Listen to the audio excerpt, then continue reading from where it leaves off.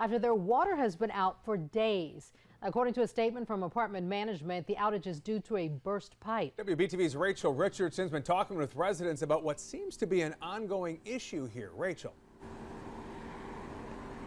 That's right. The water here at Park Fernandino Apartments has been out since Friday night, and I spoke with a spokesperson for the apartment who told me that it should be back up and running no later than 6 p.m. this evening. But they also told me that this is the third water outage that they've had this month. According to that spokesperson, the water went out on August 1st and August 6th, but they say that those breaks were resolved in less than 12 hours. That hasn't been the case this time, as residents are on day 4 without water.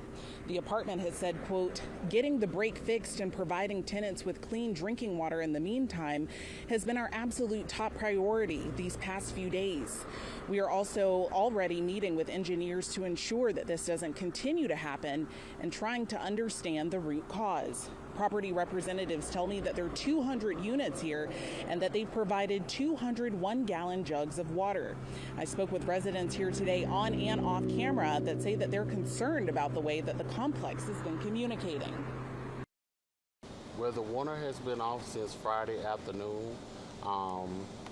And really nothing. It's been emails sent, and they only given us 1 gallon of water to suffice with what we have. Usually the water won't have water like for a day, but at the end of the day or late at night, the water comes on.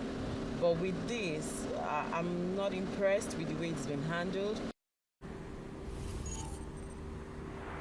In Charlotte, Rachel Richardson, WBTV on your side.